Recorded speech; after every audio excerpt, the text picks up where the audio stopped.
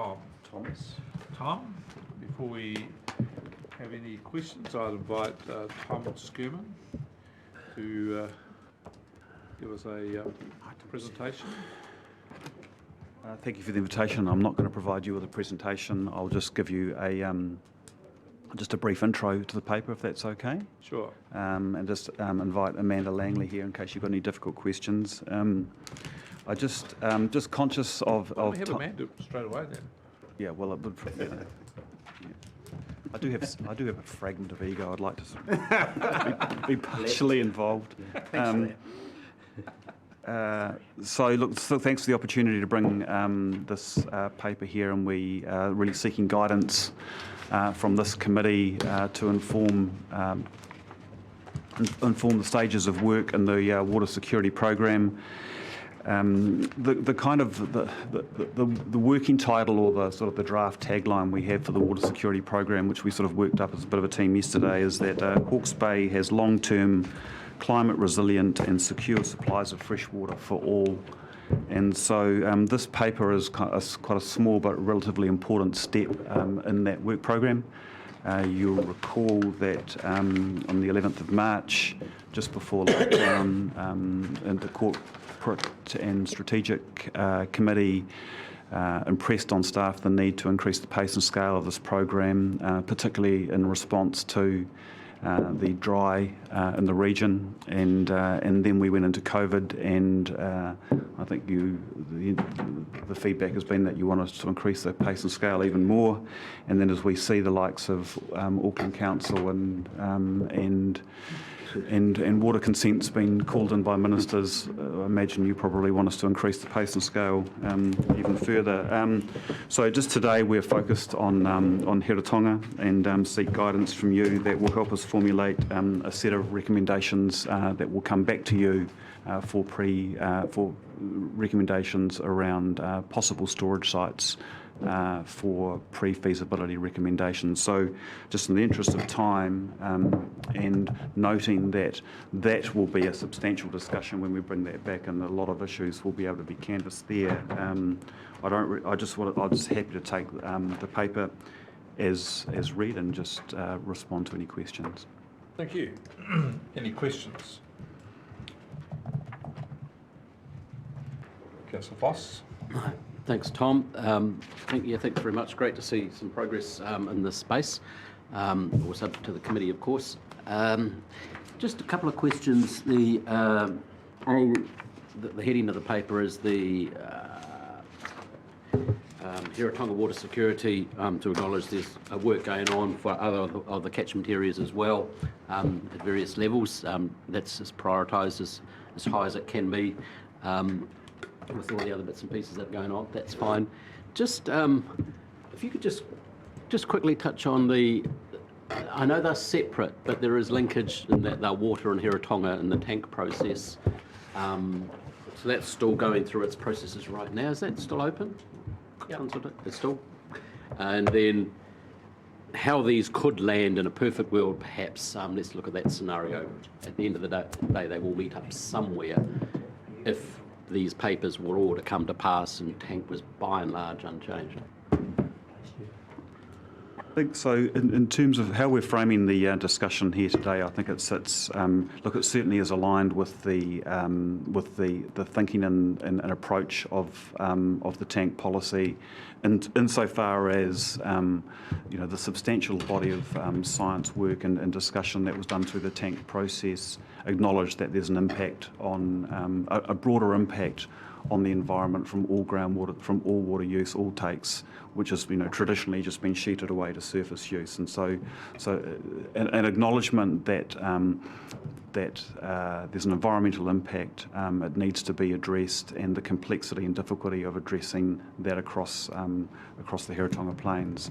So it is aligned in that respect, but also I think this work program probably broadens that out a little bit in terms of future-proofing or considering what are the climate change impacts of on freshwater supplies, in the decades to come. One of the challenges of planning processes is that plans technically have a sort of a 10-year life, and while that makes it doesn't give you an excuse to ignore climate change. Within that window, it's very difficult to bring climate change into those solutions. So.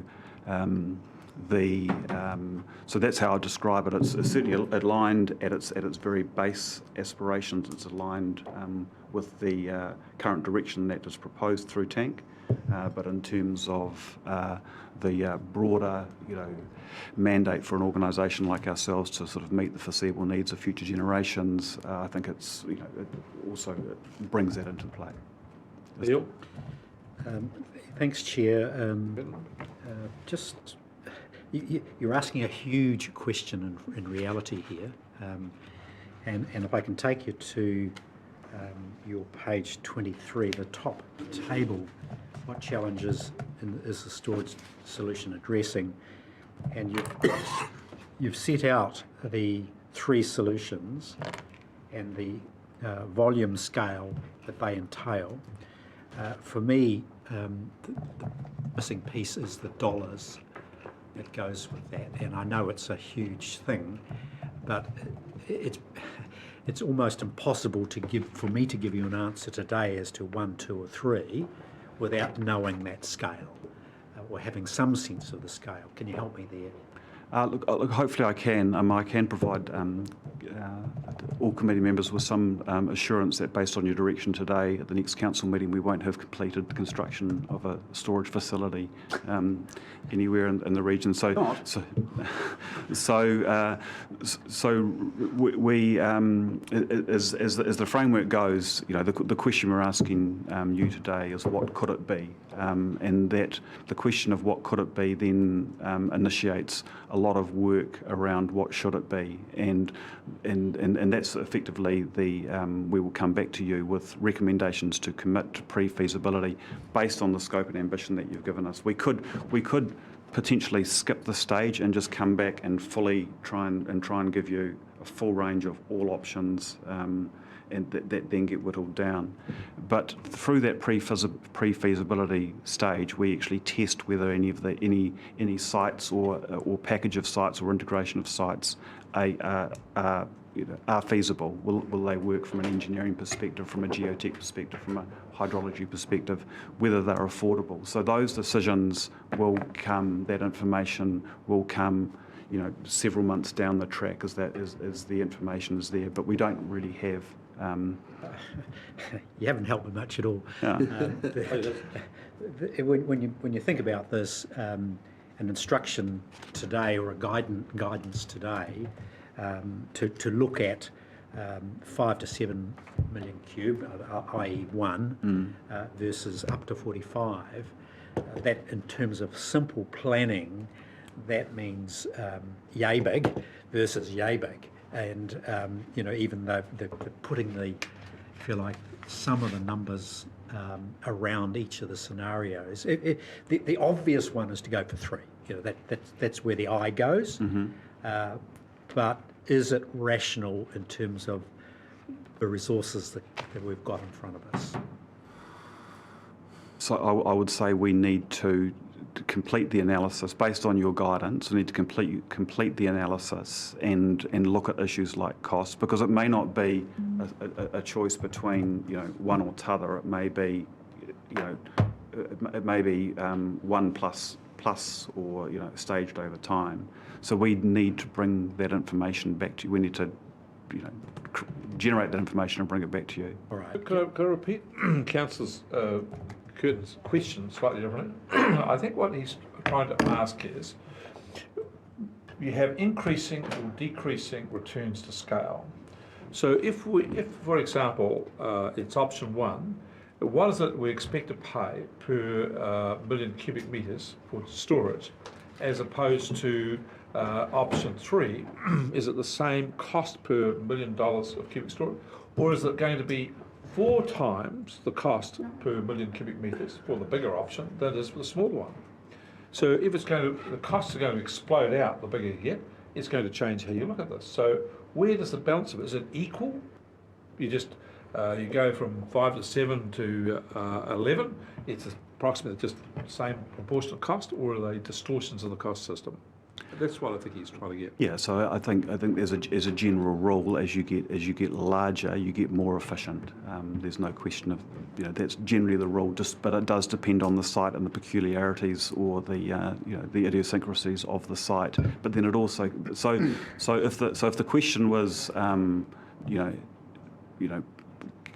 give us guidance on the most efficient way to store the most water, then we could use that as our guiding criteria.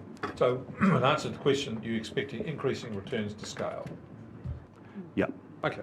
Sorry, could I just follow through? That's the scale of this, but there are some development planning costs that and I imagine one curve goes this way and the other curve goes that way. The more volume you're looking at, the management and planning around that exponentially grows as well.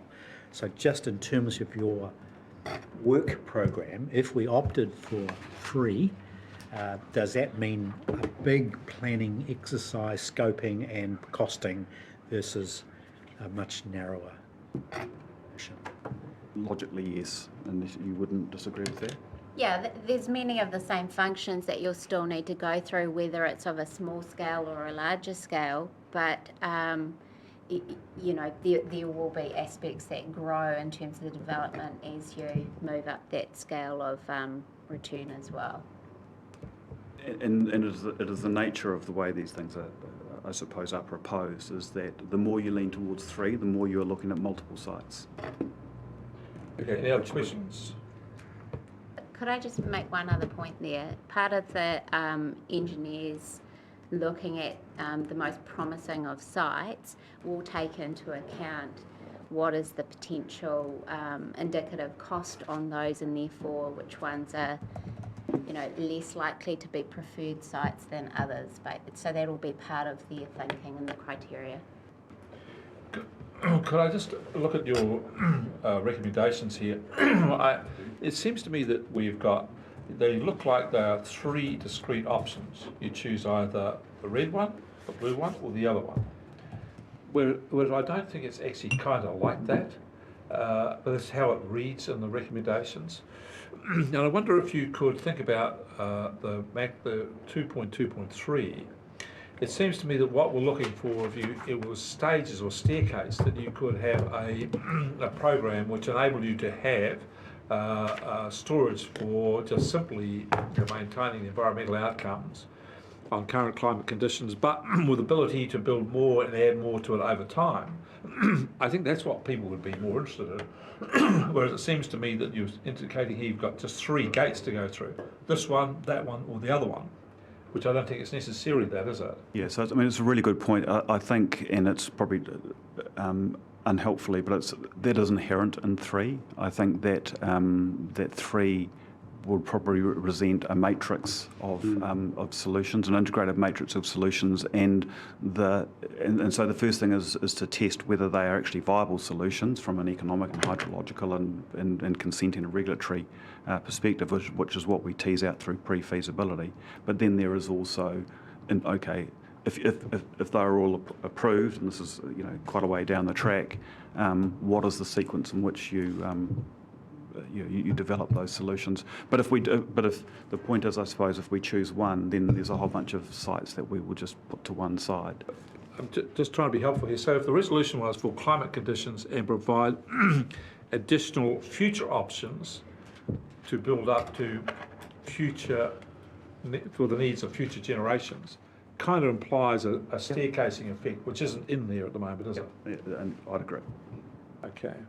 Would you be happy to amend your motion, your recommendation to that effect? Always happy. Well, can I just test that out? I'm not sure whether we're in questions or speaking to the paper, but I was just about to ask for your leave, Mr. Chair, to move 2.2.3. It occurs to me that we might be brought information that suggests the most sensible investment at any scale is, from the outset, a range of options that embrace that future need.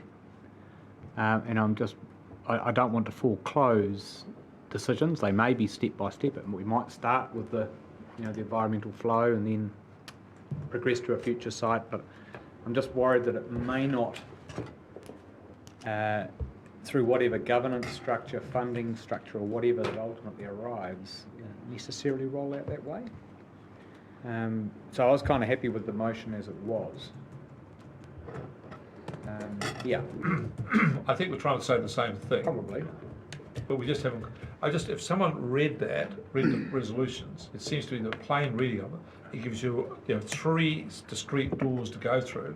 Whereas I thought the third one, when we had a discussion about this in a planning meeting, we had in mind that it either could be all done in one, or option 3 could be done in one hit, or it could be done in sections with multiple things. Yes. And I just wanted that option to be clearly in here, which is not the way the way the resolutions worded there. It's more a reflection on the environmental plus and the plus discussion. Yes, that's right. That's where it's, there's a bit of a, we've lost the translation there a wee bit. So can we either keep the motion as is and to a note or a minute, or change the motion there? But everyone's in agreement. It's just a couple of words, or what's the best way through? I'm happy to accept the motion as it stands, as long as we're really clear that that's what our intent is. Correct. That's fine. Yeah, we should You do with me? that. Yeah. So as long as we note that in the minutes that Emily's got it right, Yep. that the discussion centred around making sure that the option was available for staircasing some here. Yep. That's what it was, but the motion is. Are you happy to move that then, Councillor Williams? Yes. Chair, can I just ask Tom that the motion is correct in 2.2? Didn't want to change it to without the detail? I'm just alluding to an email that was sent this morning from you. Sites provide storage rooms sufficient to maintain environmental active and modest growth options for future climate based on NIWA modelling. I think the NIWA modelling is referred to in the paper, is it? Or I think Councillor Ormsby's referring to actually 2.2, the opening paragraph, and the reference to the final report from Tonkin and Taylor. Yeah. Yeah. But I think that's fine. No, I suppose the point, I mean, we're sitting on a draft report that is not completed, and we will not be, obviously not be wanting to make for councils to be making any decision until they're finished with that final report to support their decision making. So it's, I just want to just flag that when that report is finalised, it will form part of. I think that's why I'm relatively comfortable with the resolution, because I mean the real meat and potatoes of this discussion will be the next meeting when we come back with recommendations, which will be will be quite detailed and quite comprehensive, and we'll set that out and give you the benefit of of full publicly available reports. Thank you. Okay. Any other questions?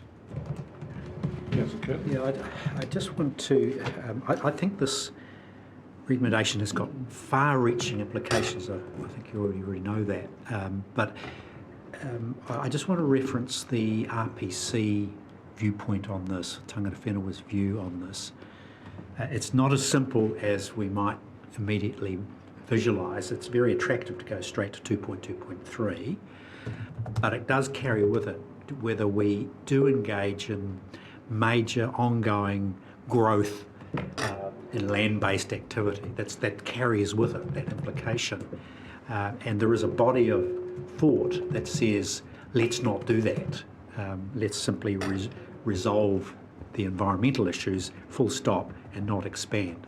So that's the conundrum here, and I think RPC will have a viewpoint. What's the view on a conversation with the RPC about it?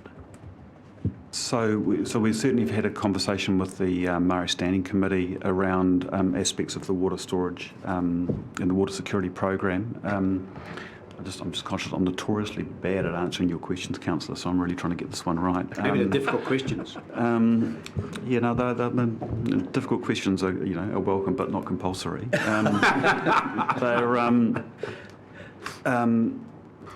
I'd just like to point to the regional water assessment, and if I just step back in terms of the direction from council to to get these work programs up in parallel, and I think through the regional water assessment there is going to be an important discussion around that is going to capture some of those issues in terms of what is the overall picture.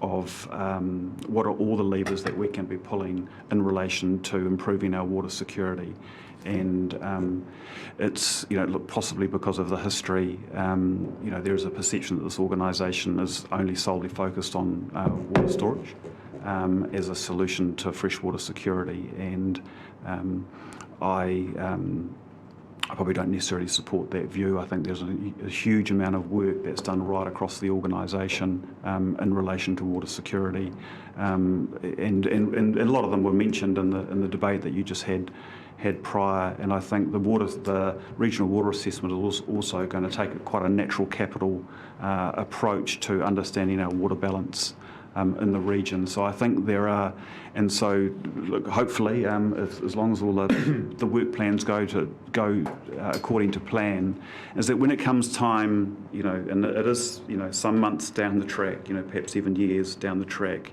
when we are faced with making final decisions around how are we going to solve how are we going to have a comprehensive plan for water security for the region, we're going to have the benefits of knowing which storage sites are actually feasible and can work, have a better understanding of our overall water balance, understanding of what role water conservation and water efficiency, not only from a land use perspective but from a municipal and industrial perspective, can. And so it really is, like I say, the ambition of this program is to have fresh water security for all that's long-term and climate resilient. And so there's going to have to be a degree of trust and faith that we're going to bring these work streams up together to allow a very comprehensive and far-reaching set of policy and interventions for the region. So. Okay, I guess we'll move now to resolution. Martin's going to move. 2.3. Yeah. No, I think you would move something more substantial. I think you're going to move recommendations 1, 2, and 2.22. Well, 1 and 2.223. Yes. Councillor Foster, second that. Okay. Do you wish to speak? Just very briefly, the understanding I have in so moving is that there are a number of exit ramps. So to pick up on Councillor Curtin's point, no financial commitment is being made beyond our existing budgetary provision to look at these options in the context of the previous unanimous resolution of this council to accelerate pace and scale. Point 2, in that regard, obviously the views of tangata whenua are going to be very, very important to consider at each stage of the journey. Point 3, equally, I more emphatically reject than Tom has the proposition that this council is only looking at water security, and I'll come back to that from a storage perspective. Tank in itself is first and foremost a water efficiency initiative that's going to drive down water use, municipal farming or otherwise. So there are all the other initiatives in this paper about regenerative farming practices, which I'll speak to later. And in that context, I go back to an old law lecturer who said to us right at the beginning of my degree, if you want the right answer, you've got to ask the right question. And the right question here is to look at future-proofing water security for a range of scenarios for the region so that we can make informed decisions within that range of choices rather than foreclosing options, pretending we're knowing the right answer at the outset. So I support the motion on that basis. Thank you. It's good to see you supporting your own motions. Councillor Foss. Someone's got to do it. Someone's got to do it. Thank you for that. With reference to our earlier discussion, very, very pleased to second this. This is an example of potential actual action and things we can touch, point, and the public can see that this regional council has achieved, as well as its other aspirations. And I don't think we should underestimate the signals of confidence and certainty that this can send across the Hiratonga plains for addressing current water insecurity issues and trying to manage some of the other issues, as Councillor Williams has just pointed out. Final point to your point, Chair, re the staircasing. I think we should, as this goes through this council up to the next level, just be aware that there are many steps to climb if we achieve what we want to achieve here. There are many sites to be considered, and hopefully we can have some small wins and learn along the way to shape up a much more confident and certain future across Hawke's Bay. And I really hope the Hastings District Council and the Napier City Council are very open and willing to discuss and be engaged in how this might play out. Any other question, speakers? Councillor Curtin? Thanks, Mr. Chair. The only reservation I have is that we continuously look at the optics of presenting papers like this that have this almost singular storage focus, that we do have this bigger picture. It's vital, and there's a very strong feeling and sense out there that more is not necessarily better. The storage is just one part of that equation. So very enthusiastic about looking at maximising for the future, protecting for the future, but at the same time recognising that there's another viewpoint there that we need to be cognisant of. Sure. Back. Yeah, I agree with the speakers before, especially Councillor Foss, because if the whiteboard was here, that normally is here, I would have got a little bit earlier and drawn a clip art of a toilet roll. As you all know, I like toilet rolls, and I give that as an example. And I think what will happen if we actually move on with this, and I'll get to it, Mr. Chair, as we move on and accept this, and I really appreciate the staircasing or the step-by-step that we need to follow through, because there are gateways and off-ramps and on-ramps, hopefully, as well. And the point is that from an economic rebuild, give this direction to the Heritonga Plains, that there will be a reliability of water, and that we're planning towards that way. And once again, it's the toilet roll situation. As soon as people think there may be a shortage, they start to behave really badly. And you only have to remember back the pictures in Australian supermarkets of people fighting over toilet rolls, because they thought there was going to be a shortage. And the same here. If we actually don't give the Heritonga Plains, and whether it's primary industry or where it's people in towns and boroughs, that there actually will be security, they actually won't behave as they should. So there will be changed behaviour if they have got this security. If we take that security away, we'll get some really stupid outcomes. And we've seen that ourselves in 12-13, where we actually had growers knowing that the minimum flow of the Ngāruaroa came down close to a ban, and what did they do? They all turned on their pumps, and they were just pumping flat out. I've never seen, because we've got a dashboard, I've never seen so much water being used in a short period, because they could see there was a ban coming on. Now we've actually taken that away from them, but that fear, and now I only have to send out an email and say, look, we're getting a little bit tight on water, can you just hold back? They know that they can pull back, because there is in the future enough water to share around. And so by actually giving the Heritonga Plains, and that includes the towns, the assurity that there will be water, they will actually will behave how we ought to behave. And especially from a climate change perspective, they will actually make changes. And as what Martin said, Tank is about becoming more efficient, because now we're actually going to give them the tools to be more efficient. Thank you. Any other speakers? Will? Thank you, Chair. If you're a house on tank water and the rain becomes more sporadic or further apart in between events, then the obvious thing is to go and get another rainwater tank. And I think this is just what we're doing here. Very relevant paper post the climate change one. I'm very passionate about water security. I get Councillor Curtin's concerns around it being all water storage. That's just not the case. I myself am more immersed in a lot of other things going on, and I guess we just have to be better at communicating what else is going on to make sure that those concerns are alleviated. Thank you. Mr. Chair, I'll have to abstain from this because I have not received any documentation.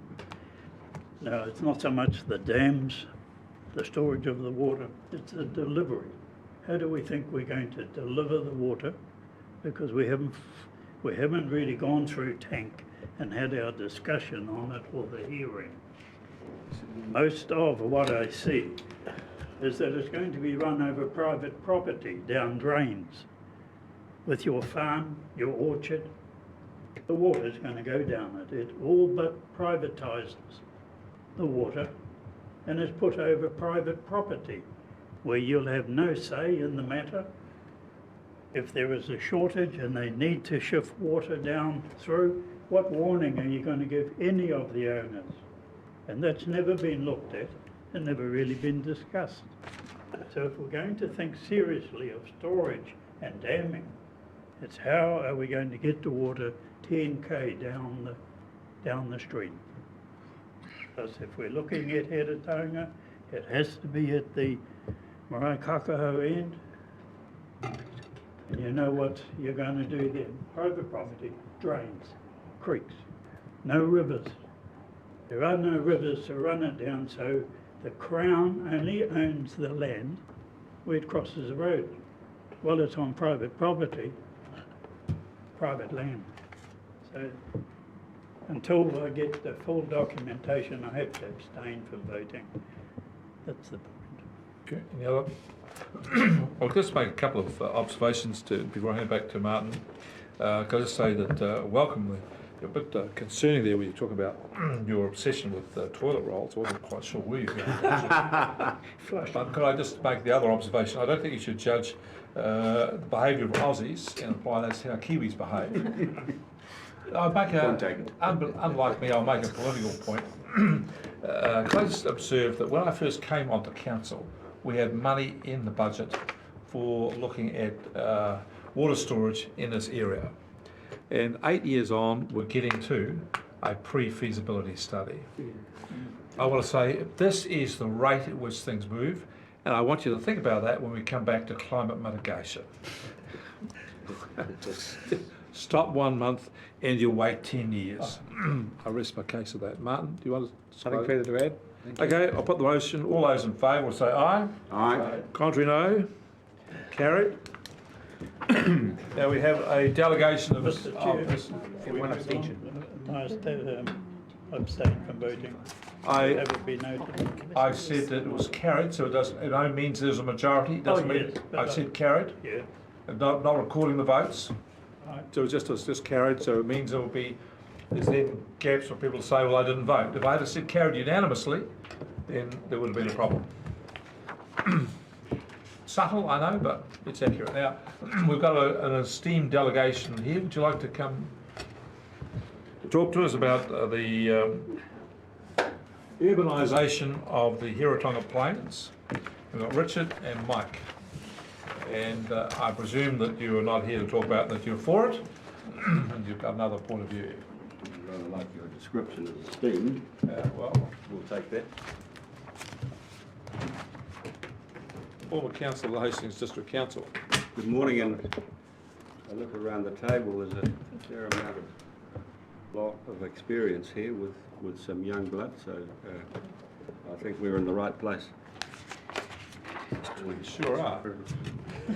My name's Richard Gaddam, and I'm just handing around some. Is that the same as what we've got? Yeah. We've all got them, I think. You don't want them? Oh, you Anybody do? like them? Yeah, I'll have one. Yeah. Yeah. I've got one. I've got to read I've on got the it. table. Thank you. But I'll try. Charles, have one? Got one. What we'll do is Richard will make a presentation, comments to the overhead, and then I'll have a few words to say after that, and then hopefully we can have some discussion. All right, Mr. Chairman? Sure. Is this going to be poetic or is it going to be uplifting? Ordinary. So, What's the, we were told that we're given 10 minutes, is that right? Well, if What's the you status play your of cards this? right, you might be 11. I'll get 11. Okay.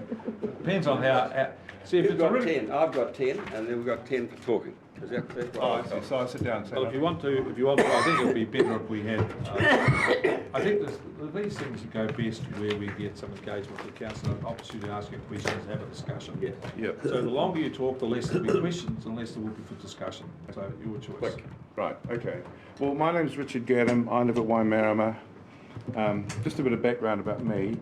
I have got a block of land in Havelock above Enzie Road, and what's got me onto this, and I probably initiated this discussion, is that I've got a cottage right up on the hill, and I look down over the plains every day, and every day it infuriates me of this urban sprawl that's slowly creeping out over our beautiful fertile soil.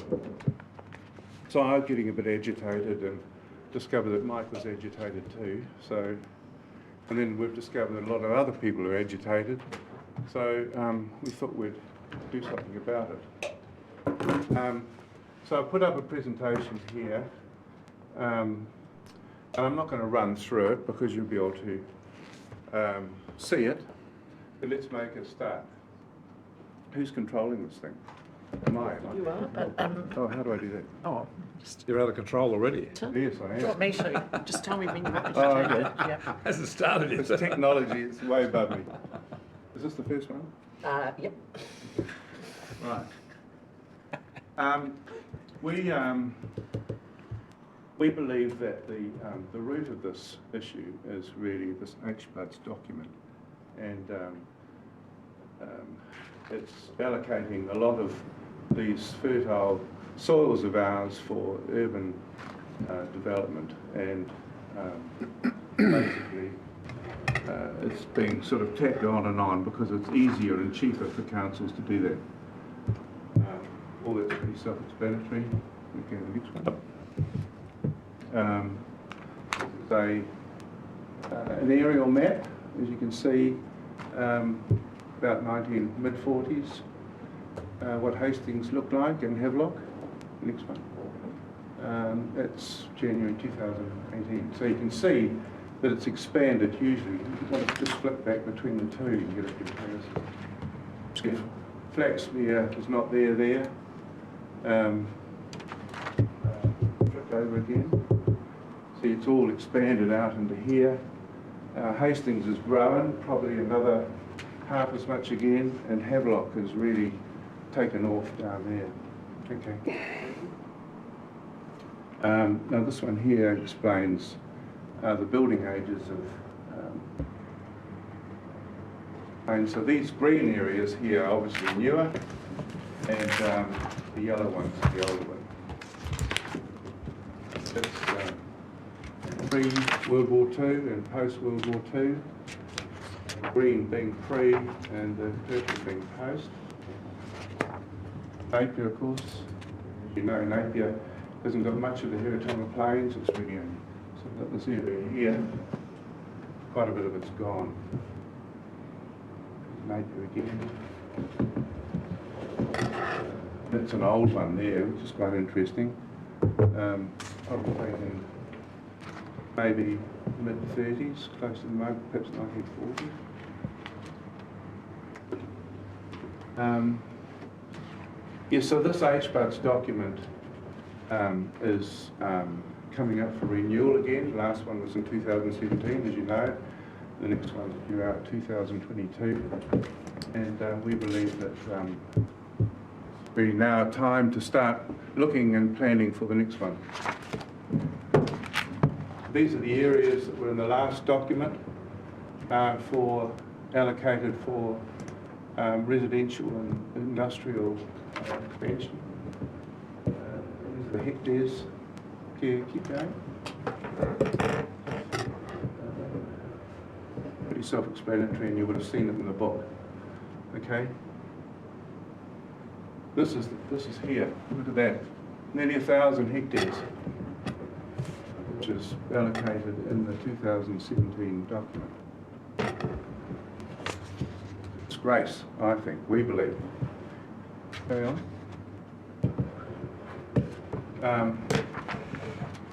So that, you know, it's all very well for us to come up and criticise and say, well, you shouldn't do this and shouldn't do that, but we've got to come up with some alternatives, and in the booklet we've come up with some, and here's some examples of that. This is in the Hastings district area, and these are areas that we believe where there are unproductive areas that could be expanded upon, leaving the plains alone.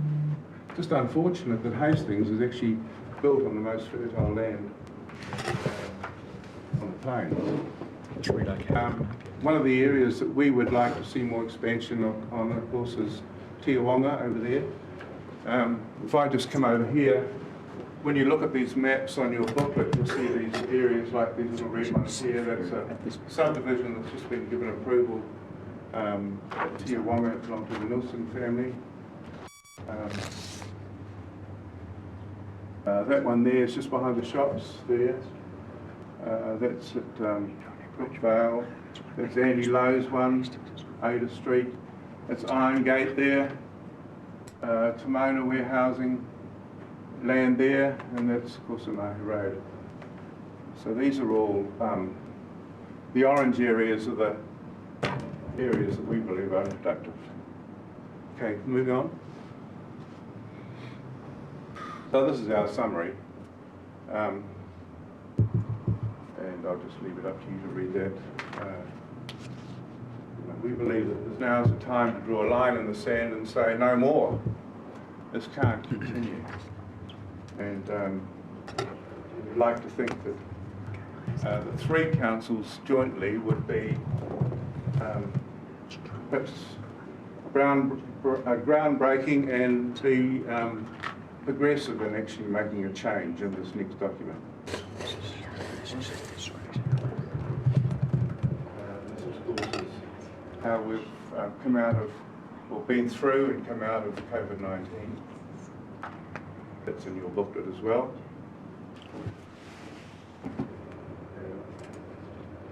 There we are. Protect our plains, protect our soils, protect our taonga, protect our future. We're thinking of generations ahead, our children and our grandchildren. You know, all these beautiful plains being built on is a travesty, in our view. Look at those hills over there, unproductive, dry old hills. There's nothing on them. I think that's it, isn't it? Oh yes, this is, for those that probably don't, most of you know what this is, but it's called the Karamu Master Plan. Mike and I call it the Karamu Mystery Plan.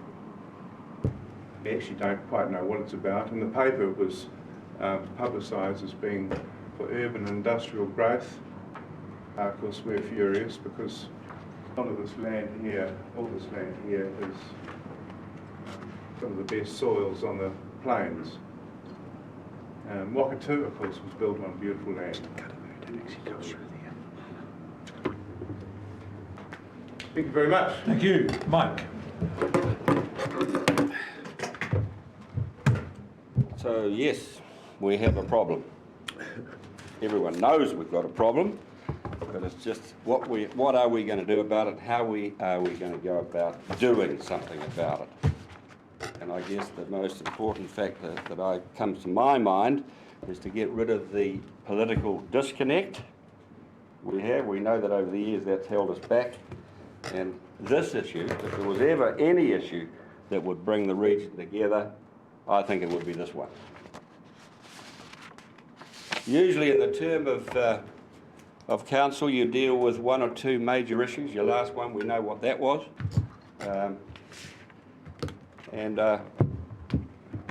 We agree with, I see at the top of your agenda, you're talking about water, climate change, and who can disagree with that? But as a group, we would implore you to make our project your project. Take it away from us. Let all three councils take the lead and the responsibility. we can just drag up behind and help. Yes, you have got water, you've got the land, but we need the land to put the water on, and we're losing it every day. As we speak now, things are happening on the plains. Richard's stats are frightening. And the amazing thing about that is that planners and councillors in the Hastings District Council, they had no idea of the gravity of the situation and the growth and what's on the board. Did anyone go to Easter Island, Rapa Nui here? I did, in the middle of the Pacific Ocean. A beautiful island, story of self-destruction and destruction of the beautiful forests they had there. A beautiful tropical island, systematically destroyed to build fishing boats. They built they built timber for moving the enormous statues, causing inter-tribal rivalry. Then they didn't have enough timber to build their boats. Food, famine, war. Then the Europeans came and they cleaned them up. It was a tragic, tragic story. But I couldn't help, when we were there systematically in our own way here, we're doing exactly the same thing. And we don't even know we're doing it. The Heratonga Plains, made over thousands of years, throw in a bit of water and a bit of sun and a port that's been there for 5 minutes. We've got El Dorado. We plead, we need to stop the rot. It's frustrating for us because everyone agrees, but that's where it stops. And it just continues to slip through the cracks. Why? Because of, I think, as Richard has pointed out, the weak legislation of HPUDs, quite simply ineffective. And we know the issue is very complex. We understand that. Where do we go? Where do we develop? We're dealing with population increase, industry. Everyone wants to come and live in the bay. So we've got some really difficult decisions to make. We've got to play hardball, and we need to be creative. And you know what's happened is successful councils have just let it slip by. And unfortunately, I'm one of those guilty people. I was on the Heratonga Award, I represented the Heratonga Award in the 1990s, and our strategy with them was called HUDs. And the big issue was Lyndhurst and Arataki. Boy, my head was on the block. Lyndhurst was an enormous issue, and also a message for the future, I guess, coming out of that debate. And I stand before you having to tell you that I voted for it, for Lyndhurst, and I've been angry with myself ever since. We were half right in that situation because Arataki has been a very successful subdivision and totally appropriate in terms of soil types and what have you. We as a council, we didn't act long term then to protect the plains. Big mistake. It's just, since those times, it's just run away from us. And frighteningly now, on the Hastings District Plan, Richard mentioned the Karamu Master Plan. It was absolutely frightening. We feel as though it's been a bit of a backroom job. There's industry, housing, roading, and we have not been able to get the information. We had to go to the Ombudsman to get the information. I hate saying that. So, okay, this issue is about tomorrow and saving the goose. Let's stop thinking about tomorrow. In the early 70s, I met your chairman, Rex Graham, in the Mayfair Hotel, Lager Bar, and I can tell you, we weren't thinking about tomorrow then. there was no tomorrow as far as we were concerned then. But I think I can safely say we both believe, in my conversations with Rex, we do believe in tomorrow. We love the bay, we want to enjoy it, we want prosperity, we want to wish to leave the legacy so we can continue to prosper. I can say politics is about bringing people together. The late Jeremy Dwyer was a great proponent of that, very much mentored me. It's a great opportunity we have right here in front of us. Do our homework, have a bit of humour, but let's do this together. Thank you, Mike. Any questions? Councillor Foley? Yeah, thanks, guys, and I fully support you, and well done on taking on this issue and putting this together. I'm just wondering, which may help, and I'm happy to expand if I haven't, but have you, and at the risk of sounding exactly like Councillor Curtin, have you thought about climate change with regards to this? And if you haven't, I'm happy to expand what I'm thinking. Well, not a great deal. What really got me more angry about this was I actually got the whole of the Hastings District Council up there, all the councillors up to the top of the hill where I look out from every day, and they were absolutely shocked at what they saw. They couldn't believe the sprawl that was covering the plains, and their comment to me was, Richard, we need to get out more and see what's going on, because we sit in our offices, look at computers, and we just carry on, and and our planners, of course, give us direction, because they've had the application sent to them, and we are guided by our planners, and of course we just rubber stamp stuff. As far as the climate change is concerned,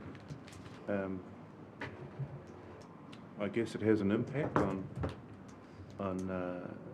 but probably if you're going to be urbanising the plains, it's going to have a more dramatic impact on climate change than not, trying to preserve what we've got, I would say. Yeah, I'd say we should save the land first. Yeah, so my point is, a concrete jungle, all it does is radiate heat from the sun versus, natural land, pastures and trees. And so the more we expand the concrete jungle, the more we just re-radiate the heat from the sun and heat up our environment. So, let alone taking away the good soil. Yep. So I'm just saying to add to your to everything else that you've. Sure. Yeah, it's a fair comment, Paul. Any other questions? Councillor Foss? Thanks, guys. Can you just explain a little bit further the alternatives and the incentives? Because I recall a few years ago, Hastings District Council changed, I think, the infill housing rules in and around Havelock North. So suddenly the prices of Havelock North houses became more expensive because supply and demand. You couldn't chop the section up on existing subdivision. Because in your report you go, one of the solutions is to go higher, but there's also rules about the height of dwellings in all of our cities and areas. Can you just explain a bit more about what that might look like as a viable solution to saving the plain? Well, I think we've got to, I think it's a case first of changing the way of thinking that we have, because we want to have the quarter-acre section, or we want to have the lifestyle, or perhaps even turn some of the apartments above the buildings into living apartments. So it's a huge issue to change people's psyche about where and how they should live, and that's a real challenge for us in Hawke's Bay, isn't it? Because we've got a wonderful rural environment, and while it's there and it's a good proposition to build up, there's associated difficulties. Which is the area to go back on? Councillor Williams? Thank you. Sorry, Martin. Can I just interrupt? Sure. Right. It's Marty you've got to ask for, not Martin. Sorry, Chairman. Yes, you may. Quite right, Mr. Gaddam. Expand on that. Just like home, don't worry about it. Yeah, okay. Some of you may or may not know, I've actually done a subdivision, and I've done it on unproductive land, and I can say that it's not easy. The council put up barriers all the way along, all the way through. And but my belief is the council should actually change their working relationship with developers that actually want to risk a lot to develop on unproductive land and incentivise them to do that. And encourage them to do that, and they're not doing that now, it's infuriating because I've experienced it, and there are subdivisions that have happened. There was one that Ivan Grieve and Tony Parker and Mackenzie. wanted to do next down on Mutiny Road. They went to a lot of expense and trouble to put one up there. 600,000 they spent for a future look at perhaps what 100 houses would look like, and they got turned down. The Nilsson family have been through a huge, as you probably know, issues out there. Andy Lowe, he's thrown his hands up and said, it's got too difficult. So, we've got to change our mindset, as Mike said, on perhaps on this HBUDS document. One of the areas that we... I just want to go back to Martin's question. Sorry. Yeah.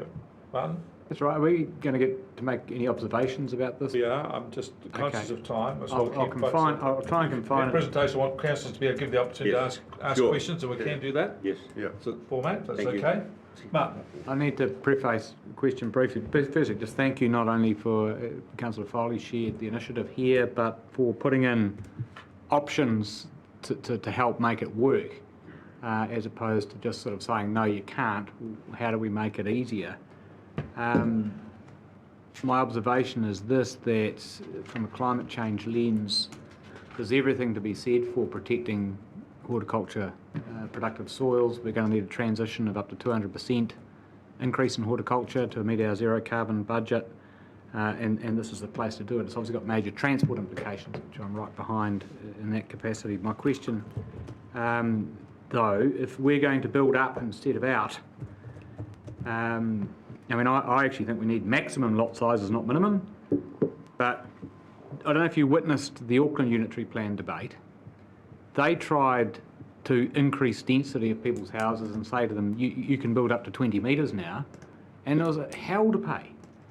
Are you guys up for, if we get into this as politicians, you said, Mike, we can drag up behind and help, to get in and counter that fury, because it's going to come on us pretty hot. If we say to people in the middle of Hastings, your neighbour can now build 3 stories high and their maximum lot size is now 150 metres, there's actually, what totally amazed me about the Auckland scenario, there's going to be an outcry. Is that a place where you would be willing to help as we promote this debate through the community? Because it's not going to unite our communities, it's actually going to divide them. Oh, it's a tough decision. There's going to be casualties on the way in one form or another. I mean, I believe strongly that Te Wonga, and I live in Te Wonga, and people will hate me, and I don't care, but they should. That is ripe as a satellite city. You get 8,000 to 10,000 people and all those slopes along there. Now, it'll take 10 years for anything to happen, and that's just the way it is. So we've got to think right out of the square in those ones. I think that Martin, the story with, up and around is just a collection of other things to help. Right. But the major issue is finding a good, sizable areas that are going to make a difference in terms of the spread and the development away from the plains. Yeah. So, and that was my second question. Are you aware of the Napier proposal? Yes. That's not an HPUDS for a major growth area in the hills. Yes. Yeah. So we presented to Napier a couple of weeks ago. Well, while we were there, interestingly enough, they didn't discuss with us the Tiawa one there, the 160 section. Yeah, we won't go there. All right. Take one more question, if I may, Councillor Van Beek. Yeah, a quick one. Arataki, I agree, it's a success. But It's not a success for living wage households. So have you thought about living wage households? Because we need to bring them along to actually make this a success. And we need to really put that in place and think that through, because the orange areas on that particular map here are possibly places where people who are retired quite happy to live, you know. And if we get Councillor Williams' idea off the ground, they'll be able to electric bike to town or to Napier anytime they like, you know. But we need to think about living wage families. Yes, Very there's all those, there's so many parts to this problem. Yeah. I'm just conscious of time. Could I just suggest that the motion here is pretty fundamental, which is that the Environment Integrated Catchments Committee receives and notes the Urbanisation of Heretaga Plains presentation, which doesn't do much. Yeah, I was just wondering if this gets a sense of where I think Council's at. 3 other elements to that. Notes the significant increase in the urban footprint and the irretrievable loss of productive lands. Second point, notes the fundamental importance of productive soils to the long-term well-being of the region. And thirdly, urges HBUDs with NCC and HDC to take effective actions to protect and preserve productive soils by stopping urban spread and the spread of commercial sites onto the soils. That leaves it at the strategic level, and how we actually implement that is another step along the way. But I think the issue is we have to, I just see there's so many other things which are built on, like Delegates Winery, other commercial things there. It seems we just have to stop this at some point and then say, right, that's it. Now we have to rethink how we do this within the productive footprint. Minimum wage workers, etc., all this, we just need to have a clear statement of facts. So, with Council's support, I'll move that we receive. We note the significant increase in urban footprint, protection of fundamental soils, and urge HBUDs and so on to do what it has to do to protect and preserve. All right. Do I have a seconder? Yep. Sheriff? Anybody like to speak to the motion? This is a recommendation from this committee to the council, Yes. right? That notes Yeah. That third one, as much as my heart is behind it, does need a bit of thought, because all 3 councils are currently signatories to HPUDs, which is where you're seeing the issue that's being presented, allows another 1,000 hectares. So there is a process ahead of that. Do we preempt that process with the resolution? I've just got that bubbling around in my head.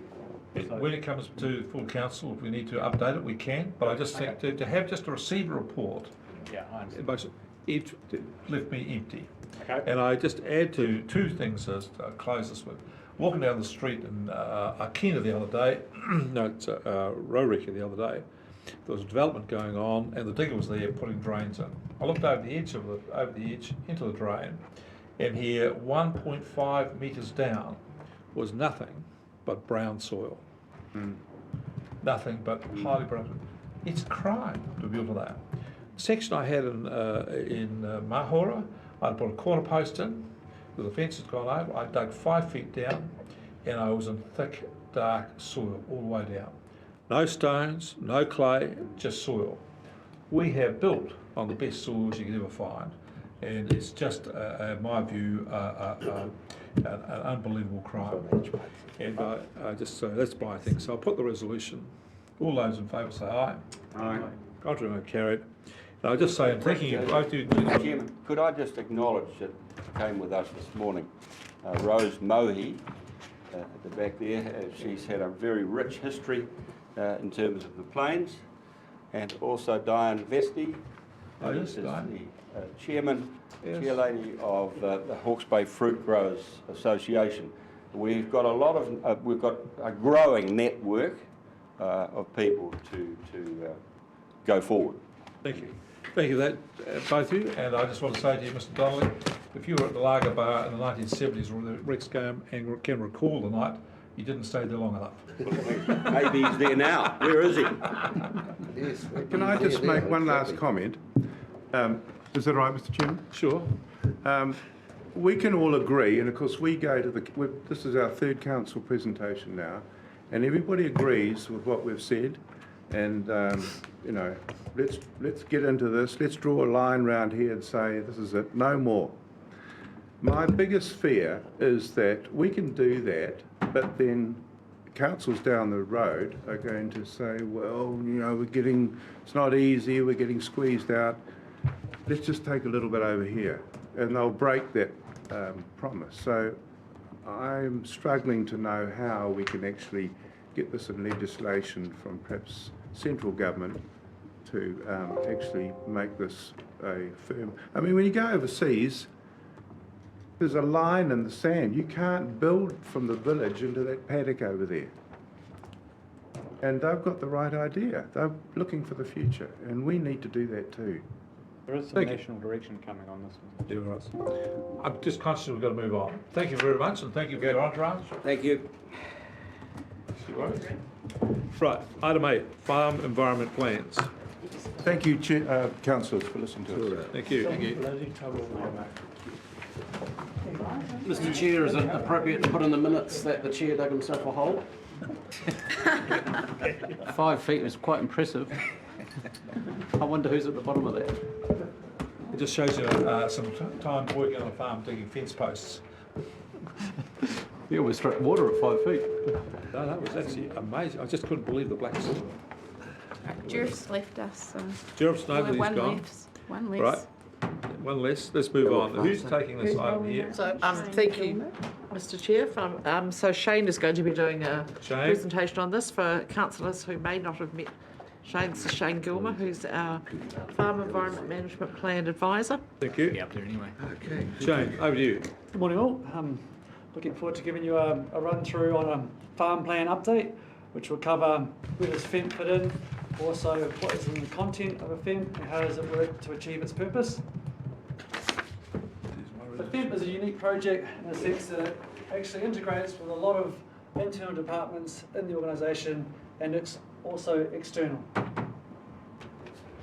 So the Tuki Tuki overview. So what you're looking at here is the Tuki Tuki map, and those grey lines going across the map there indicate the Tuki Tuki subcatchments. So all of that green area you see is land that's been managed under a farm environmental management plan. The project is off to a good start. It's been operating now for just over 5 years, and before I came along in 2018, the project was being managed by the Land Advisory Team, which is now the Catchment Advisory Team. This particular spatial data set is an asset to the organisation. It's all spatially corrected, so everything you see in there is able to be analysed, and I'll cover that a bit further on. And in the next LTP, we're proposing a level of service change for the FEMP business unit to largely tackle the next deadline, which is every farm in the region to have a farm environmental management plan by the year 2025. So what that means, we have 1,000 farm plans here in the Tuki Tuki, and we need another 3,500 to be done by 2025. So what is in the farm plan content? And I'm just going to quickly run through what the Tuki Tuki farm content is and how it sets to achieve its purpose. So farm plans are authored by farm environmental management planners or an accredited provider pool, which is an external consultancy pool that HBRC accredits. They go along the property and they risk profile every block and land management unit, which is like a quantified risk assessment. They identify critical source areas, and I'll cover those off shortly. Mapping underpins FEMP success. So you need extensive and good maps to identify where in the property these hotspots are and when mitigation of those particular hotspots needs to be mitigated, which speaks to an operating plan for staff on the farm property. The phosphorus management plan, that's the cornerstone of the Tuki Tuki FEMP, because phosphorus and its dissolved reactive phosphorus soluble part is the macroalgae that drives nuisance algal growth and periphyton growth in the main stem corridor. And there's a limit-setting nitrogen framework in Tuki Tuki. I haven't got enough time today to unpick that perfectly, but we'll touch on it a bit later on. And how does all of that get wrapped together? Well, it gets wrapped together in an action list, and that provides not only just aspirational tasks for the landowner, but mandatory tasks such as stock exclusion and the adoption of good management practice. So, critical source areas. So we're managing the 4 major contaminants that enter the waterways from agriculture. Number 1 is sediment. And sediment is known as a master stressor and that displaces aquatic biodiversity more than any other contaminant of agriculture. Secondly is E. coli and fecal contamination through effluent spreading and stock access to waterways, and phosphorus is bound to the soil particles, so wherever you see surface water runoff or brown water, that's carrying phosphorus across the landscape. And those three work together in partnership, so whenever you see brown water, you largely see all those coming off the landscape. And nitrogen, well, nitrogen behaves slightly differently in the landscape, and that's known to leach, what's the primary leachate contaminant. So that goes beneath the root zone, through the soil horizon, into groundwater, and it will through a preferential path flow to the nearest surface water. So good management practice. This has largely been operating for a decade in New Zealand, and every industry in New Zealand has industry standards for GMP. So GMP is acknowledged, and most farms do a number of GMP, but the farm planner will come along and prescribe another set of GMP that they adopt over the coming years. The second priority is around high-risk activities. So this is a photo of winter grazing, and you will see the four major contaminants playing out in this one single activity here. So phosphorus, sediment, nitrogen, and fecal contamination can come off that particular activity. And that's been identified in the National Policy Statement for Freshwater, that from next year on, every winter grazing must be doing GMP in order for that to be consented. So what you're looking at here is the Overseer Nutrient Budget Platform. So I haven't got a pointer today, but essentially each farm is generated by how much nitrogen it's leaching across the property, how much nitrogen is leaching by hectare as a load contribution. It talks to how much phosphorus is coming off. And just as an example here today, obviously GHG, which is the blue box up here, you've covered off. Good discussion this morning about that. So this is your GHG footprint. And today is going to focus in on nitrogen. So this is a fodder bee crop, so it's a winter grazing or break-fed crop, and that's leaking 351 kilograms of N per hectare. So in the Tuki catchment, if you're on Class 1 land, you have a maximum allowable leaching rate of 30.1 kilograms. So just as an example for comparison, here's a trees and scrub block, it's leaching 3. And so if you're a low intensity farm system, you might be leaking 10 or less kilograms of N per hectare, and a dry stock system anywhere from 10 to 17. And then once you're going over 17 kilograms of N per hectare, you're largely embarking in some form of cropping or fodder or break feeding. And so what does the analysis in Tuki enable us to do? So what we've done here is we've basically looked at these sub-catchments across the Tuki catchment and treated them like an individual farm. So these numbers paired alongside the name of those sub-catchments is relative to their N allowance. So we're looking at a sub-catchment as a farm property and looking at that for how much N is leaching against its overall allowance.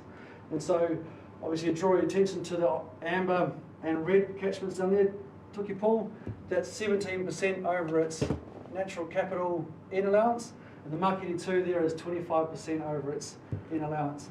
I just want to draw your attention to the Kahahakuri catchment here in the middle, sitting at 100% of its allowance. So therefore, if that was an individual farm, it's bang on its limit. And we'll unpick that a bit more next.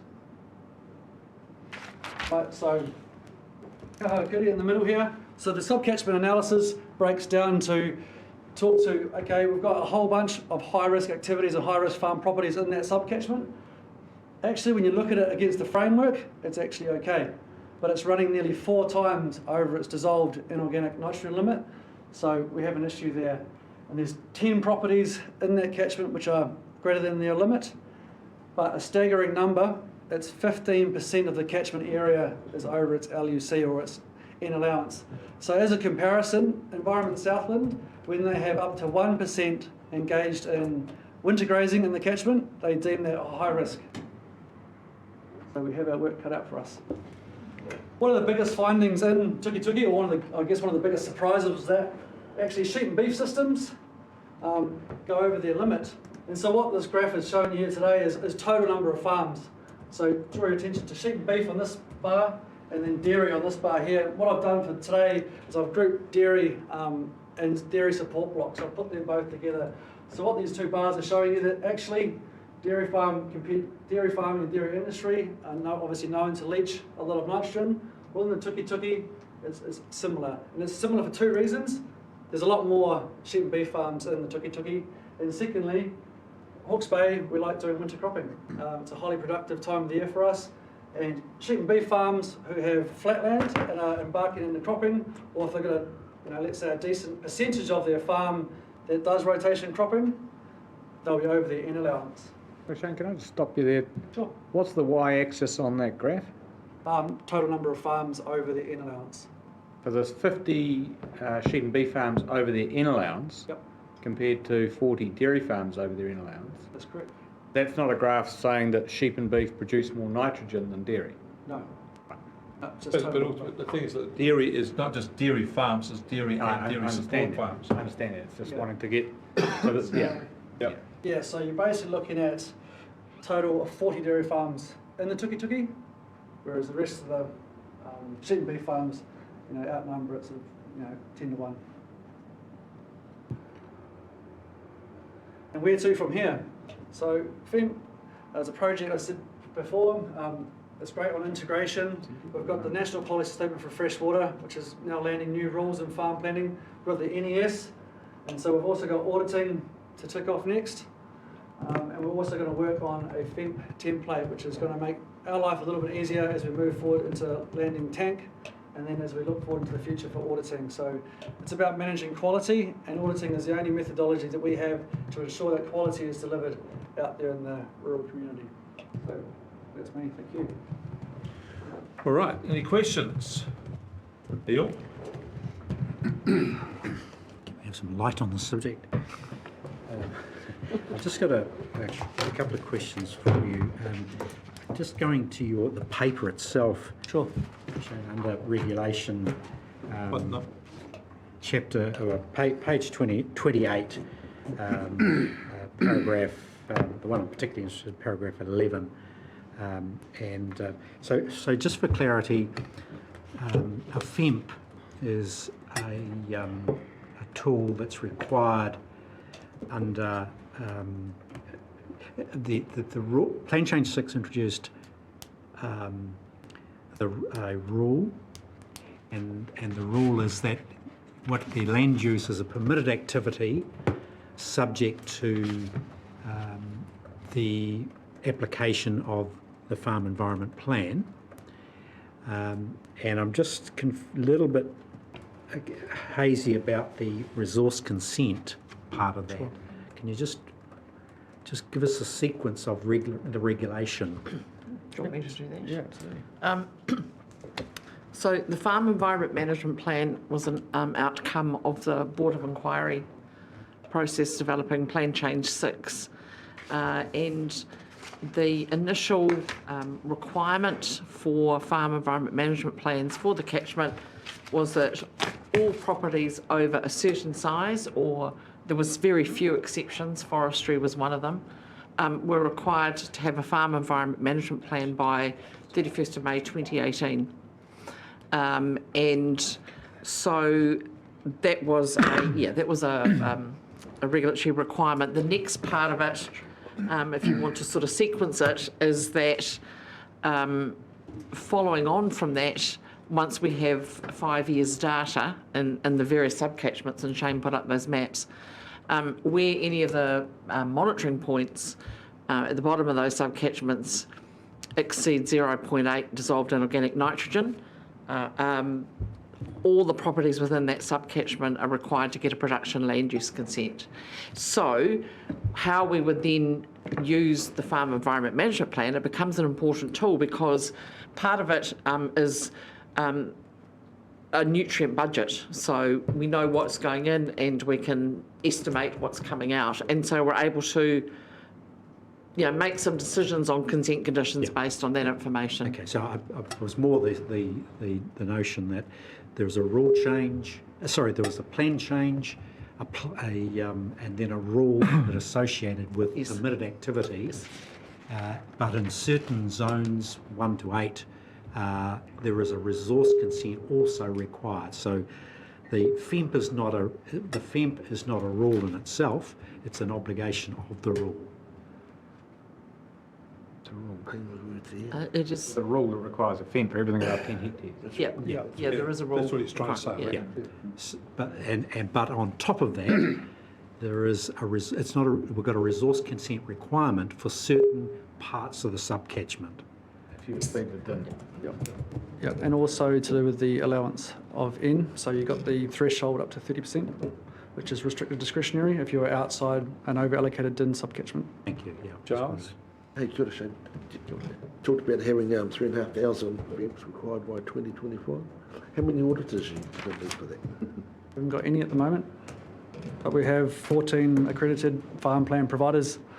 So they're a mixture of sole providers and companies that operate in Hawke's Bay to deliver farm plans. Okay, so the farmer makes his own plan or the auditor does it? It's the accredited farm planner does it. Accredited farm plan, okay. Yep. Councillor Curtin's got a wee question. Complex though. Just the status of the FEMP. It's an obligation of a rule. What is the ability? Is it public information? It's a good question. So we don't hold the whole farm plan.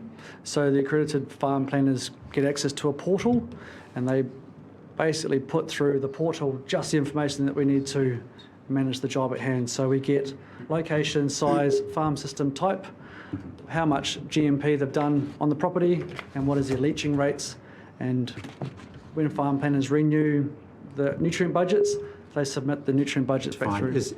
So the information that you deduce from, was provided from the FEMP, is that public information? Yes. It is? So any For public... the nutrient budget, yes. And is the resource consent for those subcatchment obligations a public document? It is. Thank you. Councillor Foss? Thanks very much. Para 20 in the paper says FEMPs have slowly been completed across all of Hawke's Bay, etc. But recently, the Parongo River Catchment Group completed farm plans covering about 83,000 hectares. Often I get feedback as this is yet one of these plans is hard, more paperwork, fill up an adjective, council, etc., etc. So, from your experience, why do some seem to be a bit easier? So you've virtually covered Parongo just there, and some areas are a bit harder or sort of subcatchments. Because I often don't see the consistency here, because I have your explanations and often they're actually a bit easier than it's been made out to me, because so much of it's already in play. The second part of my question is, do you ever have any engagement to those that procure, because you mentioned Fonterra up there, from the farmers and the incentives that they provide back down the line, say, abide by these and we'll buy off you. If you don't, we won't. So 2 questions. Sure. Yeah, it's a good question. So yeah, the Parongo Catchment Group embarked on the farm plan journey with beef and lamb as a provider. So that was done largely in a room as the farmer came along to the group, and you could fill out and workshop through your farm property on the day with mapping alongside. So that's one style and approach, and Fonterra does a similar approach. And then so where it gets difficult and more complex and the thoroughness steeply increases is from that format of farm plan into regulation, into the regulatory format of tuki-tuki. So that's the 2 distinct differences. So the difference in the quality of the plan and the thoroughness of the plan is almost uncomparable. So the level of detail that's required inside the tuki-tuki plan is significantly more than an industry's delivery of farm plans. So we work together with industry and we deliver that in partnership, and then we also backfill that gap or dissection between what an industry provider can provide and what is then needed into regulation. So in the example of tuki-tuki, people have done just that. They go out and do a farm environmental plan with beef and lamb or Fonterra, and then they get the top up from an accredited provider, which is around the nutrient budget component and those sorts of things, to be able to take on or tackle the consent readiness approach. Have you covered the second procurement side? Procurement side? Yep, so in regard to how do we procure, or how does a landowner... Do those that procure off the farm, be it Fonterra, Silver Ferns or anybody, do they incentivise, or do you engage with them to help encourage the completion of the plans? Yeah, so we only, not really, no. So we don't really work in that space at all. We just work with the standards that need to be delivered upon. So that's where our partnership with our industry bodies lies. Councillor Ormsby. Thank you, Shane. I learned a lot today in your presentation. Just 2 questions. One is who's responsible to resource the auditors when we get them? And then secondly, how can this FEMP model be transformed into the tank catchments? Yeah, sure. Yeah, two good questions. So at the moment, we're looking at when we procure an auditor, and that will be for permitted activity status farms inside the tuki-tuki. So auditing has two functions. So one is that, in which we're yet to procure, which would be funded by us. Second is compliance monitoring of consented properties in tuki-tuki, and we're staring down the barrel at around 300 required consents needed. So that will be taken care of by the compliance monitoring. And as far as the format that goes into tank and how we can work our way into tank and make it simple, it's largely been designed already. So we've got the data management side already up and running, and we've also got the accredited farm plan providers waiting for the tank schedule to land, and then I will work in partnership with them to provide the template so it makes it a simpler process as we move into tank. Thank you. I've got two questions. Para 28. You talk about the identification of Mahinga Kai as mandatory metric for regional councils. What definition, how do we interpret that requirement? Secondly, in Para 29, talk about partnership with Kahununu Inc. Incorporated Tino Whenua as guiding principle. I would have thought we would have had a wider spread of iwi interest in that. There are a number of iwi organisations registered with the councils having. So why have we just restricted ourselves to Ngāti Kahununu and the Tai Whenuas? I thought we might have engaged with the PSGs and other Māori interests which are registered with us. Sure. Yep, good question. Yep, so in the National Policy Statement for freshwater, that's been now indicated that mahinga kai is now a required or mandatory metric that we need to measure. And as far as partnerships and PSGs and the depth, that's just conversations I'd already had in the past. So it's not by any means limited to the list that's on there. It's just indicating that the conversations have already been had for a couple. I understand mahinga kai is a metric. But what I'm asking is, how do we interpret the metric? How do we measure it?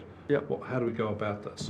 Yeah, sure. You get someone to stand at the river mouth and throw a rod out and simply fish the catch per hour. What do you do here?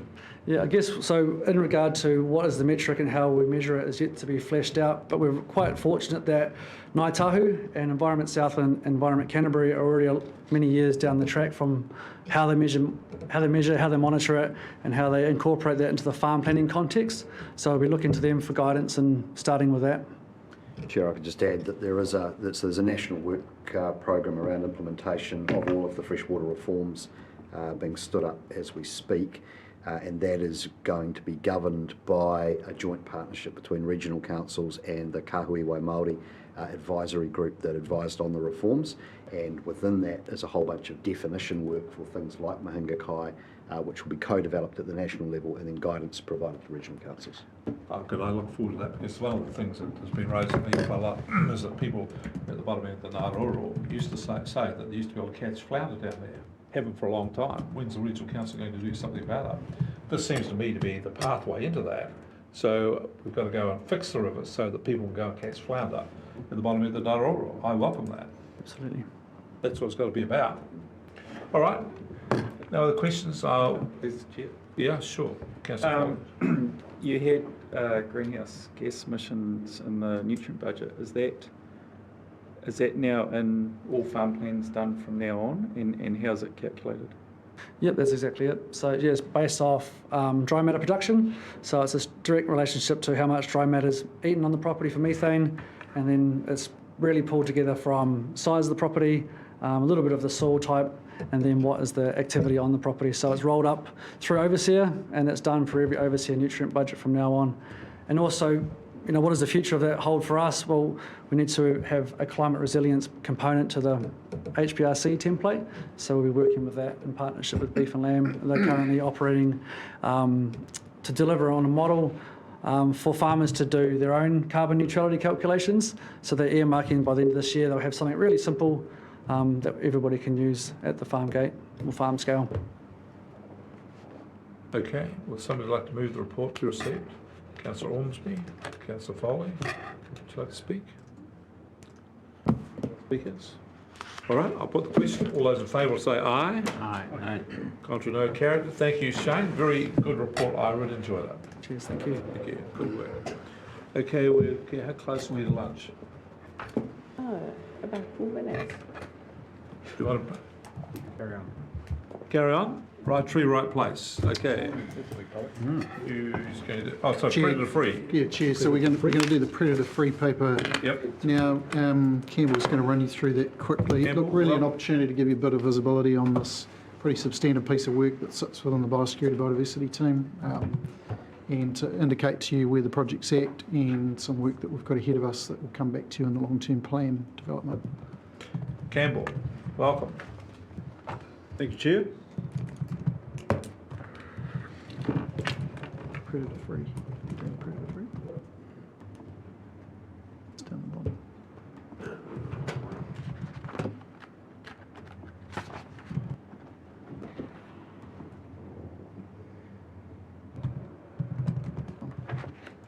Actually, I'll just put this up for now and I'll crack into the paper. Look, there's a slide right at the end of that presentation which relates to the predator-free context, which I just wanted to share with you. So just bear with me and I'll take you through to that slide in a few minutes.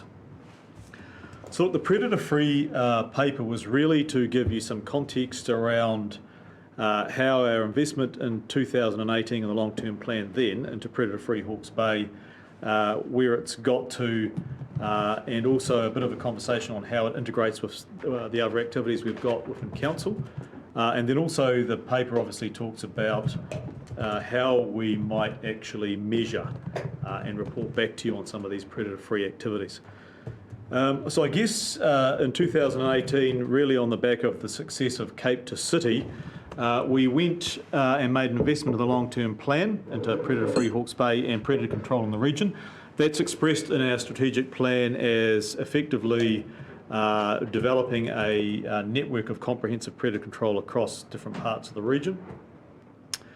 And that really is also on the back of our large-scale possum control program, which is now 700,000 hectares, has been going for quite some time. And despite the fact that there are some issues around landowners getting complacent, in some places it's still basically a success story. And so this predator control work, we started out largely in Mahia with the Whakatapu Mahia Predator Free project. And really that was a commitment which we made alongside Predator Free 2050 and other partners of about 3 years. And that the meeting of Whakatapu Mahia and the obligations to deliver the possum eradication up there finishes, if we're on target, and we are at the moment, by December next year. And really that was our first investment from the 2018 long-term plan, went into Whakatapu Mahia. We'll deliver that, which is 15,000 hectares of possum eradication and predator suppression on Mahia Peninsula, which is worth just noting briefly that it's actually the largest possum eradication undertaken in New Zealand to date on the mainland. And so the ceasing of Whakatapu Mahia in the sense of most of our investment will then have delivered its contractual outcomes to PF 2050. There's a trust that has been set up there now to continue to take that project, Whakatapu Mahia, into the future. That trust is effectively going to be governed by Rongamai Wahine iwi and the farming community and the broader community representation from Mahia. So they'll take the project in Whakatapu Mahia on to the future. And while we'll continue to be a partner to that and support that project, it provides us really the opportunity to shift resources from Mahia to these other parts of the region, which we've talked about an expanding network of regional predator control. And really all the report says in a simple sense is that the way we're proposing to do that is to target areas of 10 to 15,000 hectares per annum, and those areas will get predator control, and they'll be targeted on the basis of the biodiversity benefits within those areas that we're going to. So look, that's really where we've got to in terms of the current investment. We're proposing to shift investment. We would be bringing back to you over the next 6 months where we propose to go next in terms of the area, in terms of predator control. And I'll actually just, on the basis of that, I'll just really quickly skip through this and just, if I can, bring you to the slide which relates to that. So just in terms of targeting predator control in the region, what we've done the last 2 years as part of an exercise alongside zonation, which you've had reported back to you, that's about identifying our priority ecosystems in the region. We've also undertaken an exercise with the Endangered Species Foundation, and that's where they've looked for a range of records across this region in terms of biodiversity and biodiversity information, and said here are where effectively are some of the clusters or hotspots in the region in terms of biodiversity. This particular map here shows you, in effect, it's a basic heat map of the region, and it shows you on the basis of the bird sighting records and the known biodiversity records that relate to birds, where the hotspots are in the region. And so really I'm putting this up here simply so that you can see that we've gone through a bit of a process. We're looking to target these areas of biodiversity into decent sized chunks so that it's sustainable long term, and we're targeting them on the basis of this sort of information which talks about biodiversity and biodiversity hotspots. And you can see in this example here, for example, some obvious areas of higher biodiversity around the birds context, which is what this one's about. Ahuriri Estuary would be a clear one, and there's areas around Opatama, etc., and Mahiru as well. So that's basically where I was going to in terms of the paper. And the final thing to say on that is you'll see in the paper there's effectively, in terms of reporting, we're proposing 3 reporting deliverables. The first is that we report back as part of our annual plan or annual report for biosecurity. The second is the operational plan that Council would normally see in May of each year will have the proposed upcoming operational delivery of the predator control investment for the upcoming year. And finally, we'd be looking to aim to do 10 to 15,000 hectares per annum of predator control. So I'll leave it there. Are there any questions around that at all? Questions? Yes. Neil, first out the blocks. Just a couple of questions. You're making the parallels between the PCA program and the success of that, which has a compulsion about it and has parameters, metrics about it.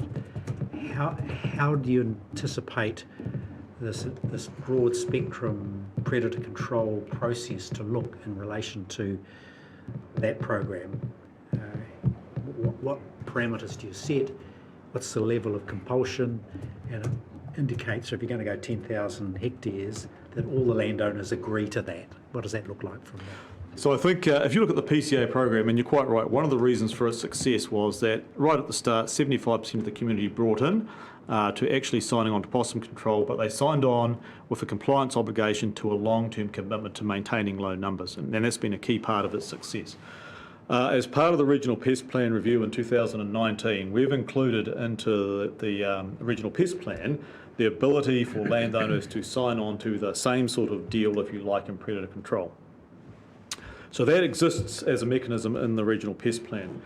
I've got to say at this stage, there's still a lot of work to go to establish if the mechanism in the RPMP for predator control can operate as effectively as the one has done for possum control. And that is not yet, in my mind, a guaranteed thing. And the reason for that is there's a significant difference between a farmer filling their bait stations once a year for possum control across the property and potentially maintaining predator traps 6 to 8 times per annum in terms of maintaining a viable predator control network. So we've done some work in Cape to City on that, and there's more to be done. I think the answer to that is we will learn how well that mechanism will work for predator control over the next 12 to 18 months. The other question? Correct. Thanks, Campbell. So you started to answer towards the end there. But you did touch on it in your speech where you said that on the possum control, what's the A stand for? Area. Possum control area. Yep. Control area. That some have dropped the ball and haven't kept up their side of the bargain or something is what you talked about. So basically right now we're increasing the footprint, or you're proposing to increase the area under which you concentrate resources for predator possums and rats and stuff, and getting rid of them, and cats and things, feral cats. Are you absolutely confident that across the region, with respect to some of the not the very high areas, we'll park them aside for a moment, the region is on top of, let's just concentrate on possums at the moment, and under that 4% target that was taken from 5 to 4 a couple of years ago, and the monitoring and the intel that you have on the ground, I'll preface that with, I still have people coming to me that the possums are back, okay? And so, anecdotal or otherwise, so how robust your data is.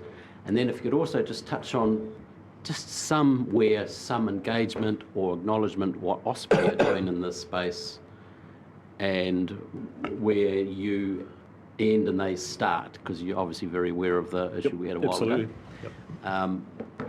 So just to address those two things, please. It's great what you're trying to achieve. I'm just very, very concerned that the core business is actually not 100% under control. Hopefully it is. So look, I think there's a few things there to comment on. The first thing is that we've got a very large program of 700,000 hectares for possums.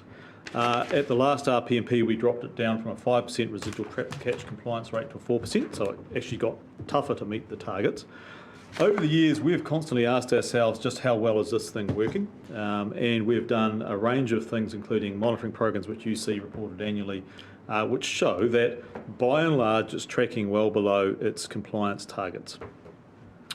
Alongside that, there is the reality that it's a 20-year now plus program, and it's some landowners within those areas are choosing to undertake their own control. Where landowners have used a contractor, we have a high degree of confidence that the control has been done effectively. Where landowners are choosing to undertake their own control, we believe that there's instances now where there's complacency setting in, and some are effectively resting on the laurels of the work that's going on around them. So that's for the first point. The second point is that even although we might be seeing additional possum numbers anecdotally, that doesn't necessarily mean that we're actually failing still to meet our set compliance targets, which are quite low. So that would be the second point. But we're going to do some work over the next 6 months to explore the reality of that and understand that a little better. The final comment to make on that is that we're currently undergoing a Section 17A efficiency and effectiveness review in the biosecurity team. A possum control program is our flagship program. We've made a massive investment as a council in it, and it's actually it's a success story. But we want to make sure we are still maintaining the benefit of that success into the future. And so, look, where we're at right now is I have a high degree of confidence that broadly across the whole program, it's meeting its targets. But there are, I think, given its scale, some issues that we need to look into in more detail and make sure that they don't trend in the wrong direction. Does that make sense? Yeah. Osprey?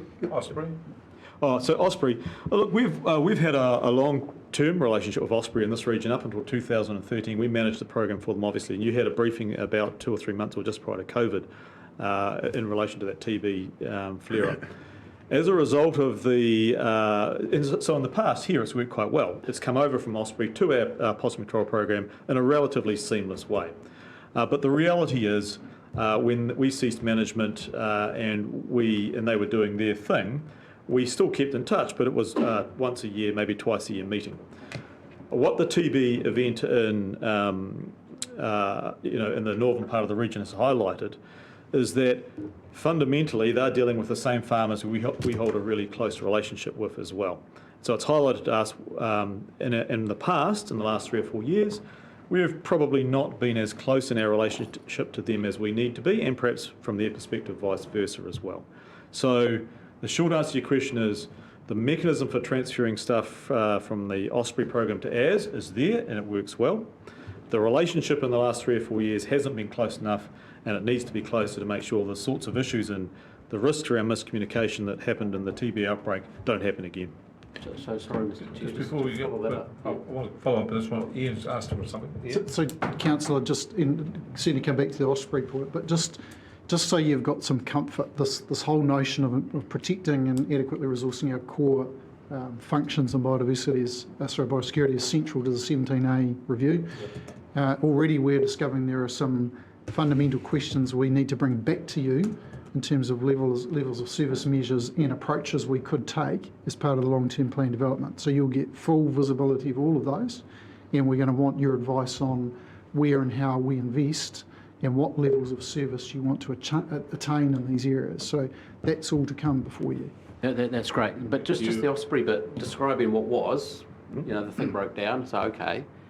Actually, are things in place to ensure as a cultural change or as a commitment change to make sure that communication continues as this particular footprint in this place gets wider, so we, with confidence, can know Osprey's doing what we've expected of them and put our resources, say, to this expanded area here, with confidence, and there's some kind of metrics back and forth every, I don't know, few months or so, so we know there's commitments in place to talk, basically. Just follow up on that. I remember the discussion, and I remember the resolution was that we would expect a joint report between HBRC and Osprey every year to come to council.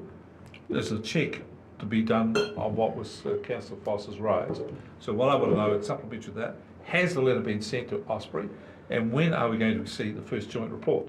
So we can interrogate this for ourselves. Yes, so we've had email communication. We haven't written to Osprey other than an email. So we've exchanged an agreement that that's going to happen. We haven't finalised the mechanics of that. We were going to take the point of their engagement 3 months ago as the kind of, that was the first one. There'll be another one to come at a similar time next year.